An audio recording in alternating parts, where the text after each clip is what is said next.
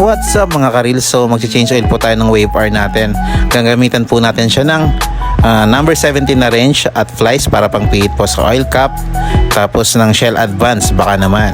So ayun nga po, tayo na po mag-change oil sa ating Honda Wave R. May ready po natin lahat ng kailangan para isang galawan na lang po ang gagawin natin.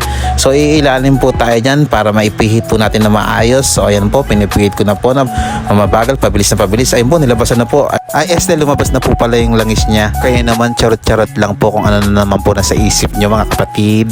So after patuluin yung mga langis, then na-drain na po natin. Ibalik na po natin yung pinaka-cover po ng langis po para po hindi po tumulo. Make it sure na maigpit po yan mga kapatid. So ayan po, naigpitan na po natin. And the next step ay bubuksan na po natin yung pinaka-oil cap niya. Gamitan po natin ng basahan para po hindi po mabungi or magkaroon ng dents po yung oil cap niya. So ayan po, sinilip ko po. Ang linis pa po pala ng loob ng makina nito. Tapos pinunasan ko na rin po para pagbalik po natin ito mamaya malinis na po.